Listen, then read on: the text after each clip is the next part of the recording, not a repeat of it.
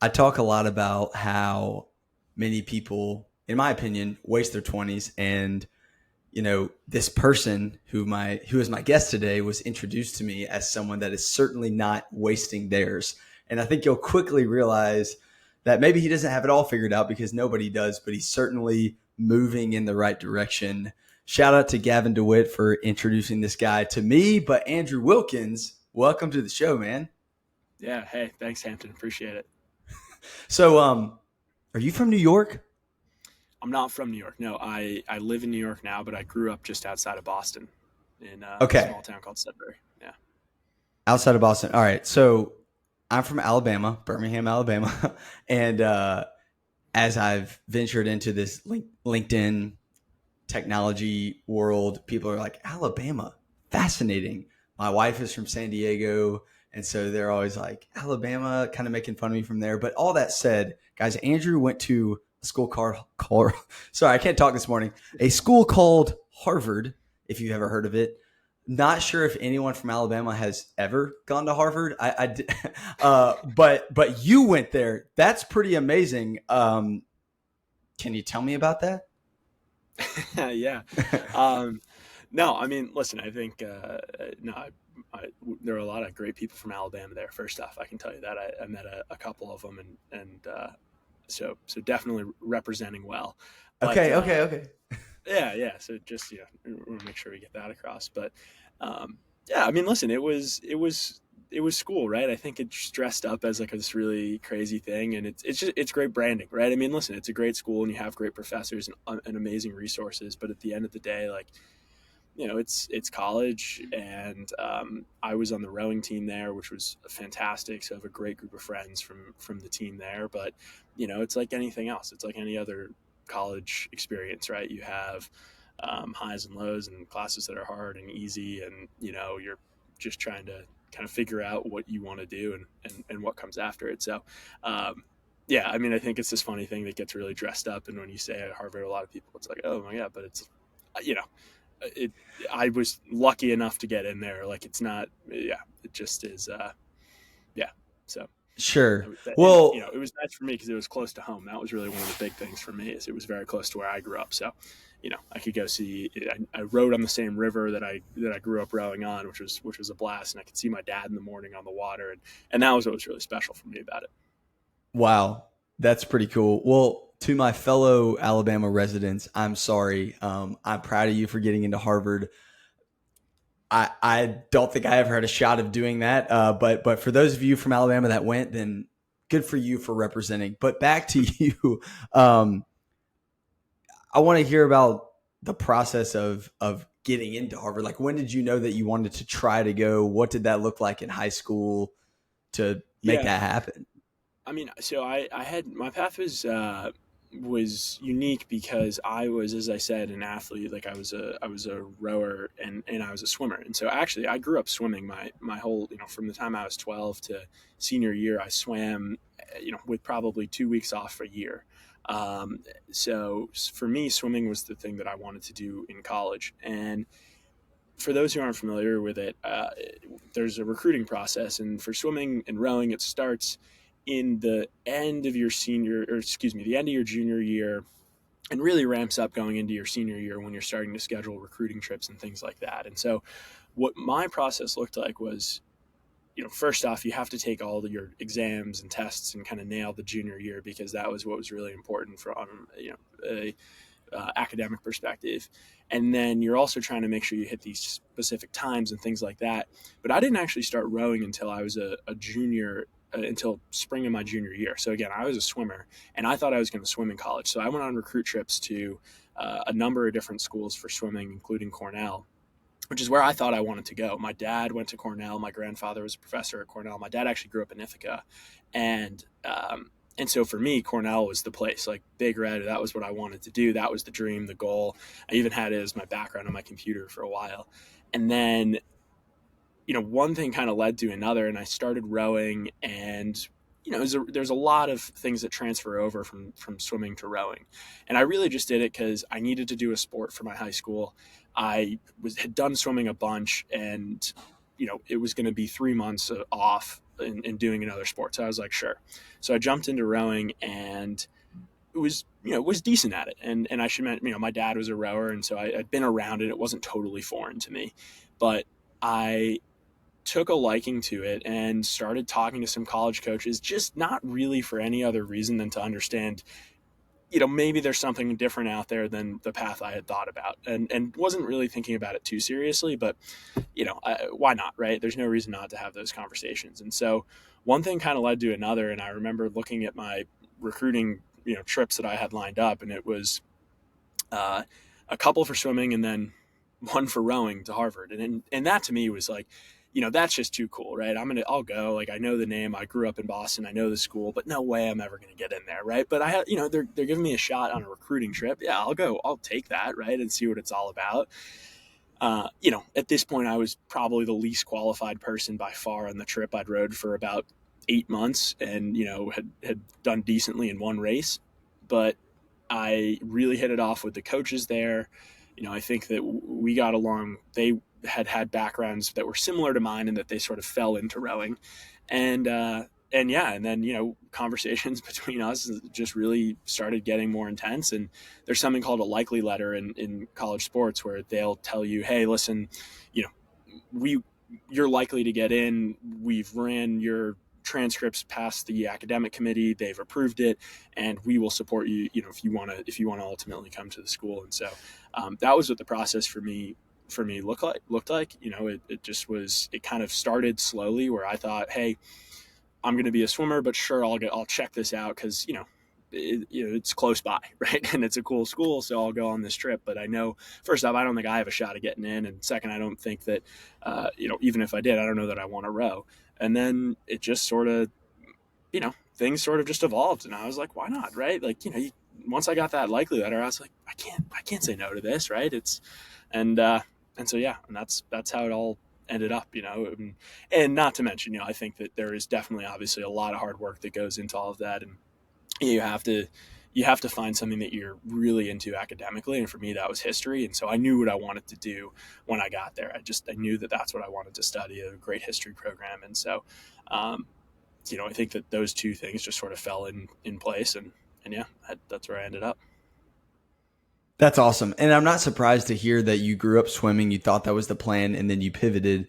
I think a lot of times people's whole identities are wrapped up in what they've been doing, and they're not willing to make a shift. And I think you'll hear, listener, that Andrew, this isn't the first time, or that's not the only time that he kind of made a shift in his life. He's had a couple, and I'm definitely excited to talk about a few of those. But I can't help but think, I like working out and lifting weights and stuff. I feel like being a swimmer and then rowing, you've got to have one heck of a back, right? I mean, I bet you're a big back type of guy.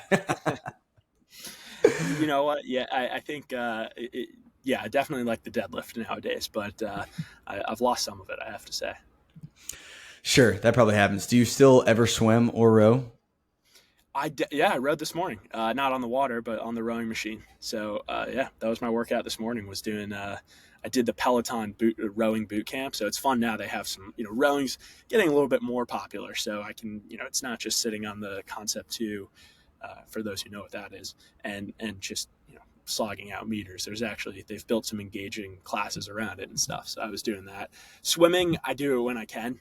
That's something that if you don't do it, you lose it, and so it's a lot less fun to jump in the water now and try to do 20 by 100 or something like that, because if you don't do it, you lose it, and I've definitely lost it. Sure. I got you. Well, I did some digging on Andrew and found an old blog that I think we should revive. Maybe it's been about a year or so, but I think we should revive it. But it was hilarious. One of the post you wrote was about networking and something that you learned while at Harvard. I'll tee it up for you in case you can't quite remember, but it was something along the lines of, I remember putting on a suit, walking across the quad, and sucking up to some 25-year-old, making sure I'm asking the right questions that JP Morgan sent over for the day.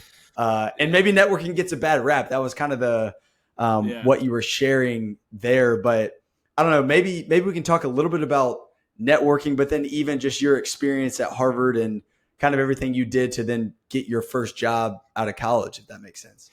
Yeah, yeah, 100%. So yeah, so I remember the piece that you're talking about, and you know what I was thinking of when I wrote that was I used to think networking was like this buzzword, and it was something that you had to do, and I felt like I was doing it for all the wrong reasons. Right? You're doing it because everyone's telling you have to, and and if you want to get the job at the big bank or whatever it is, this is what you have to do, and what I've realized kind of in retrospect after having done that and worked at a big bank and done that whole thing is uh, it felt negative because it wasn't really what I wanted to do, right? It wasn't like it was something that I was doing because I was telling myself this is what I have to do, not because hey, this is what I want to do. And those conversations didn't feel organic because they weren't, right? It wasn't something I was genuinely interested in. When I was talking to someone saying that it was my dream to do, to do DCF analyses or some, or LBO models, like that wasn't my dream. That wasn't true. I was just telling them that because that was what they wanted to hear. And so for me, I had this really negative connotation or association rather with the word networking. And I think coming out of school, now, not to say obviously, like I think that well, maybe I shouldn't say obviously. What I realized after is that networking takes on a whole lot of other forms that we don't necessarily realize. And it is those more organic forms that actually are more rewarding and lead to things that can change your life for the positive down the road. Um, so yeah, so I think my experience at school with networking was it had this label stamped on it that it was you put on the suit and tie, you walk up to the quad and you talk to these people and you make you read all your notes beforehand. These are the things that I got to make sure I hit. In reality, networking is you're in the you're in a coffee shop and you hear someone mention, for me, right, you hear someone mention, oh, I rode for X, Y, or Z club over the summer, and we went and we raced in Head of the Charles. Oh, you raced in Head of the Charles? No way! Like I was a rower too, right? And then that conversation starts from a point of, hey, this is a shared interest that we actually both genuinely are passionate about.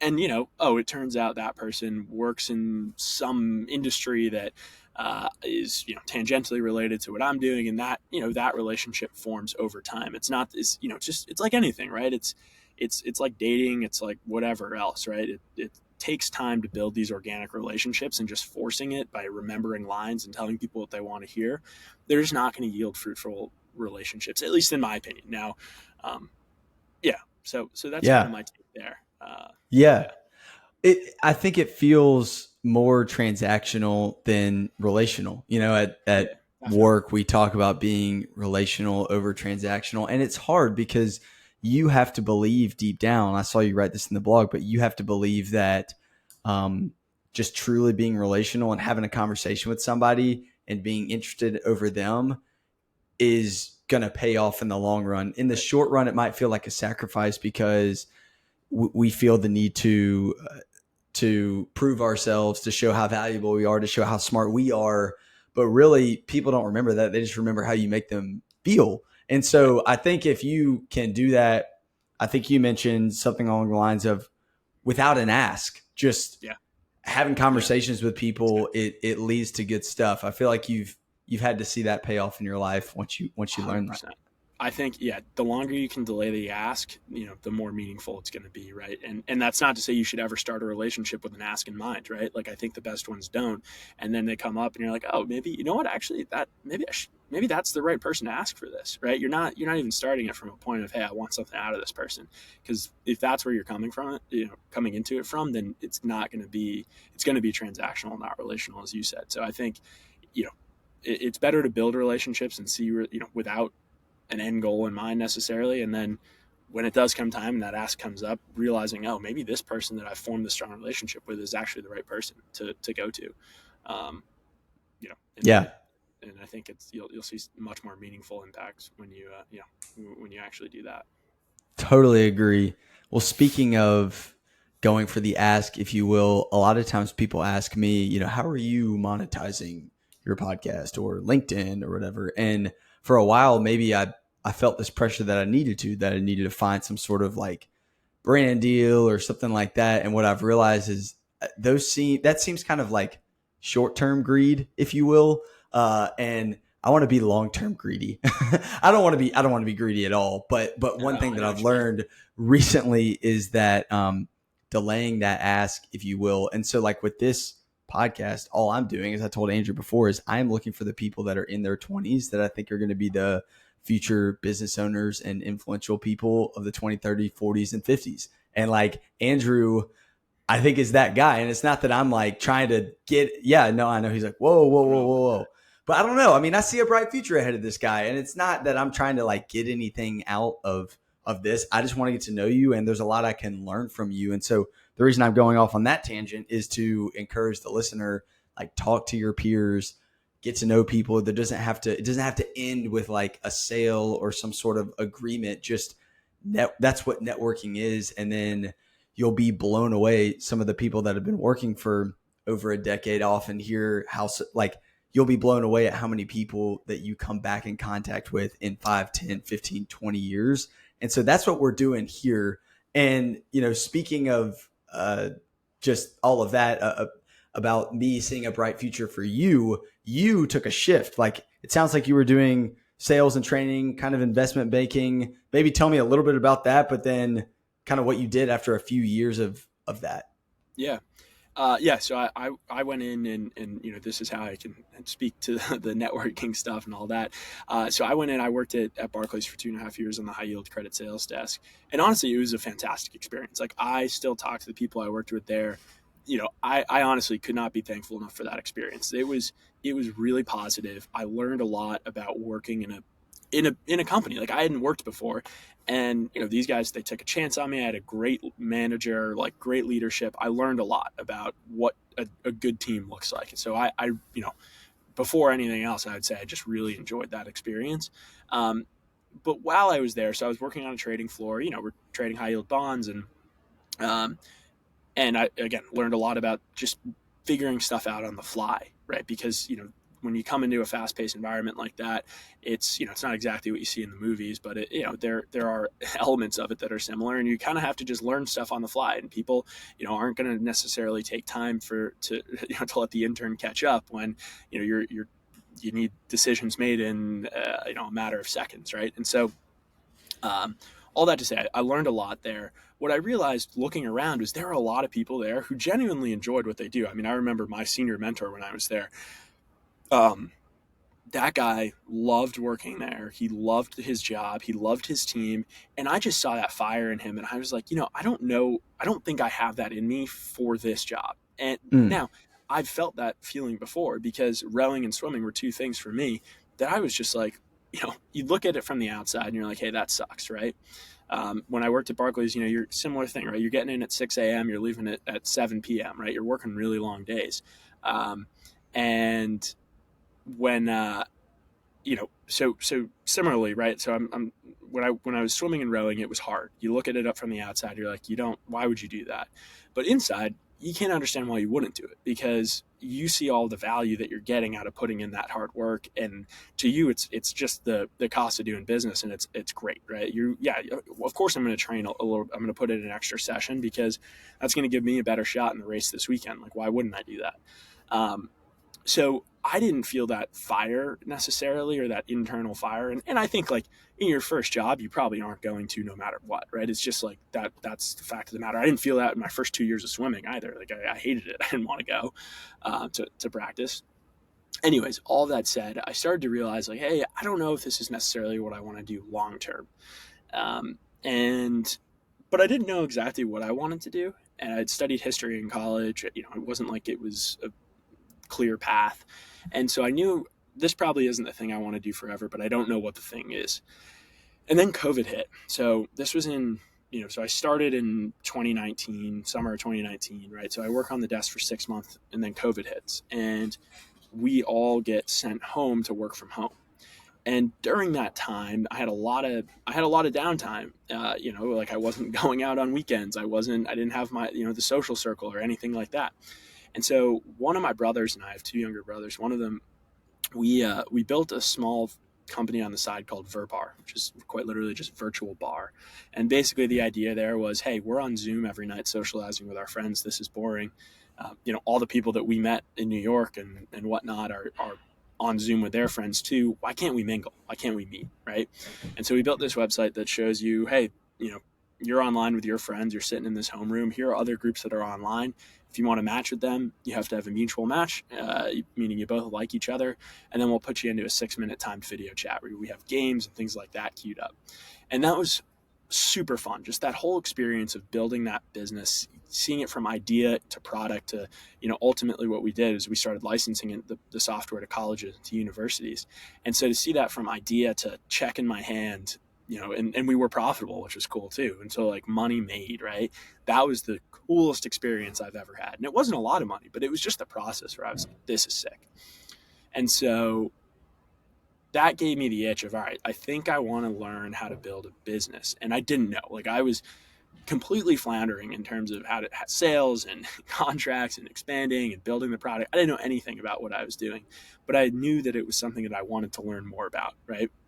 And so I ended up and again, I'm going to shorten this in how I talk about it. This was like the timeline here is a year or so, right? Where I'm thinking, hey, this is really cool. This is something I would like to do. How do I do it? What's the right next step? Leaving a stable job seems scary, all that kind of stuff. But ultimately I was like, you know what? I would, if I'm sitting, down the line, if I'm 20 years down the line, if I'm sitting still in the same desk and I see the company that I could have joined or whatever it is IPOing, and I'm sitting here and I'm not there, that's going to be a way worse feeling than, hey, listen, I don't have a job and I'm 24 or whatever, 25. Um, you know, that like I just didn't think it was worth it. So I was like, you know what? All right, I'm going to take a leap. So I started DMing founders just on LinkedIn, email. I found a website called Built In, which is great. And so built in New York, it's startups built in New York. Started messaging founders and was just like, hey, I don't have much sales experience. I'd love to learn. I'll come and do anything for you. And I found one company, Rattle, which was willing to take a shot on me. And yeah, and so I talked to the CEO probably 2 weeks probably. I met the team in New York and then I resigned and joined Rattle as their fourth sales hire as an SDR, which I didn't even know what SDR stood for. That's a huge deal and wildly uncommon. I've heard jobs like the one you had at Barclays, like where you're getting paid a lot, promising future, great benefits. I've heard those referred to as jobs with like golden handcuffs, because most people they don't leave. It's hard to leave. And one thing I've been thinking about is, yeah, the longer you wait, the harder it's going to be because you probably have more responsibilities. You could be married, you could have kids, and it's harder to take those risks. And that is a big reason why I'm doing this. Like, and not to be cheesy, but like that's kind of like the wake up part of wake up and lead. Like you were like, hey, I've got a great job. This is a great company. I see people that have this fire around here, and good for them. I just don't know if that's me. And I think that the reason that so many people just view work as work is because they haven't taken the risk to find that like passion, if you will. And for you, you're not sitting in a mansion somewhere right now. Like you're still on that journey, figuring it out. But I just really admire the willingness to go from a very stable, high paying job to a risky startup as an SDR, which I was before. I mean, there can't be a lot of people with that story. I think that takes a lot of humility to be able to say, I'm gonna take this step. I'm gonna go into entry level sales. Maybe a way that you could describe what it's like being an SDR is, I think I saw a LinkedIn post from you. I told you I'd do some digging, and it was something along the lines of like, the best part about being an SDR is that like nobody cares, who you are, where you came from. Yeah. Like, yes. I feel like that experience had to teach you a lot of that. 100%. 100%. Yeah. Yeah, that I think it is like, it's the most humbling job you can get, right? Like, I think you come out of a school like Harvard or something, and you think to yourself, wow, I'm great. I got it made, right? And, everyone wants me to work for them and all that stuff. And you get the job at a fancy place, and that sort of, I think, sort of, it validates that further for you. And then you go and you take a job as an SDR and you pick up the phone and you call some some person in revenue operations at a 100-person startup, and they on the phone just tell you to F off, basically, right? You're like, Yeah. wow, okay, doesn't matter who I am, right? Like, no one cares. And that was such a good learning experience for me. Was just, it doesn't, no one cares who you are, right? And you got to learn. And I think that's such a good lesson in general. In is It's easy to kind of build yourself up, and not to say that you have to have confidence, right? You have to be confident in yourself, but I think there's definitely a fine line there. And like, no matter what, to be successful and to build something yourself, or to really, I think, like, get to the next level, you have to learn how to just take rejection and like be just batted down, take and you got to get rid of the ego probably too, and just sort of learn how to take those hits, realize that no one really cares at all who you are, and then figure out how you can add value, right? Like, that's the thing at the end of the day, is the difference between a good cold call and a bad cold call. It's right. It's like, if I'd picked up the phone and someone wasn't interested and I was like, oh, but actually I went to Harvard. No, they don't give a shit. They're probably totally going to hang up on you. That'd be so Yeah. obnoxious, right? But if you're like, hey, actually, this is where we can, I figured maybe you might have this problem. Here's a way that we're solving it for people, like you. Is this of interest? Is this actually a problem you have? Then they'll have that conversation with you, and it stripped all of everything away, and it was just like, can you add value to someone's life, and if figure out how to tell them that you can, basically. And I think that Man, was just the most valuable lesson I learned, or one of them at least. guys, listen to Andrew. Nobody, I just don't see a lot of people doing this. You had the golden handcuffs on, if you will, and you ripped them off. And I think what's cool as we look back is COVID actually, for us that were recent graduates. I think it made a lot of people really evaluate where they're spending their time, where they're working. And so I'm sure that played a huge part in it. But I just, again, want to affirm you for doing that. And then you know, obviously you were profitable with Verbar, which is sick. And that sounds like a really cool company too. But then even to say, you know what, I was profitable. I'm sure I could take this to the next level, but actually let me learn even more and go to the bottom of the totem pole as an SDR. So would you say that experience helped you out a good bit? Oh, 100%. Yeah, definitely. I mean, listen, I think when you're faced with a decision like this, like, someone put it to me this way, which is, it's a lot more expensive to learn on your own dime than somebody else's, to be honest. Yeah. Like, if I had spent time burning money at Verbar trying to learn with no, I had mentors and people, but like, I wasn't actually I didn't have people, a boss in sales who I was reporting to, right? Um, so I could have stayed at Verbar and learned those lessons the hard way, but it would have taken me a hell of a lot longer and cost me way more money versus, I go to Rattle and, I find someone who's willing to take a chance on me and teach me. I'm getting paid to do it. It's like, that was such a valuable experience. And yeah, I learned so much, which I, both about, I think, just like life in general, and then sales. And, so yeah, it was a great experience overall. Great company, Mm, like, great experience, great team. awesome. Well, I found another blog post of yours Oh boy. that I think Went we deep. all need to hear. I did go deep, but it was called, I believe it was called The Next Thing, or Arriving is an Illusion. Does that spark your memory of Yeah, your yeah, deep yeah, writing about a year ago? definitely. Yeah, yeah, yeah. I remember that one. Well, tell me about it. I needed to read that this morning. It was good for me to Yeah, read. I think that the idea behind that one, if I remember, and I still think it's definitely true, was basically that we always set these goals, and I think always, or at least for me, I always put these things in my head where I was like, okay, once I hit this, everything else is going to click into place, right? It's all going to be good. And I've done this way too many times. I still find myself doing it, right? Don't get me wrong. But what I've realized is it's never really the case. There's always another worry or always another concern that pops up that that I am just not aware of because I'm not thinking about those things at the moment. An example obviously being, I think I wrote about this in the article, but like, college is a great example, right? Where I I remember vividly looking at people who were getting into these great Ivy League and NESCAC schools and thinking, wow, if only, if I could get into one of those schools, everything else just clicks into place. Life is set. I just need to do that and then I'm good to go. And then that happened, and suddenly on day two, everyone's like, "Hey, well, what internship are you getting this summer?" Like, what internship? Like, I'm coaching swimming at a pool. I don't know. And this whole new world of worries flooded in, where I was suddenly worried about what job I was going to get.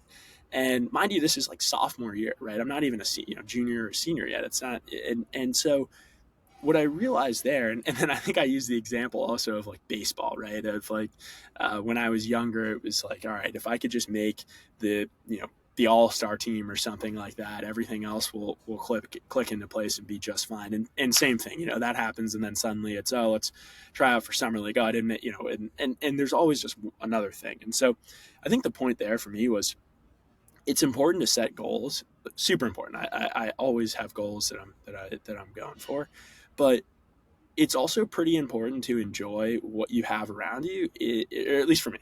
I don't want to be like saying like no one has to do this, but for me, I think I've come to appreciate enjoying what I have in the moment, because the things that I think are going to solve all my problems are not. And it's just, there's always going to be another thing. And so just appreciating what I have around me, and having those goals, but not being like, all right, I need to hit this goal and then everything will be okay. Because if when you set, at least when I set those kinds of you know markers in my mind, I always end up stressed out about something new that I never even saw. And so it's just not worth it. And I think it's important to set goals, go after them, but also by the same token, appreciate what I have right in front of me at any given moment. That's a great perspective that I think I'll probably need to be reminded of daily, honestly, because I think we are always looking for the next big thing. For me, I think the deep rooted desire is comfort. Probably it's like I want to have security, financially security with my future. I don't want to have to worry about this, worry about that, and like, not to turn into some like motivational speaker, but like, you don't really grow in the comfort zone. Like, I feel like Definitely. nothing nothing great Comfort zone's comes on the grand. yeah, exactly. Nothing great comes on the back end of like comfortable or easy. And Yeah. so I think you committing to this process of just becoming and being where your feet are is going to pay off. And I think when I'm manifesting this for you, when you are uh, a founder of this large company, whether it's Verbar or something else that you're doing like blows up and someone's like, well, he went to Harvard and everything just worked out. You say, no, no, no, no, no. Look at all the different things that I did and the path that I took. I think we like to tell ourselves that people have like this overnight success and they have access to something that we didn't.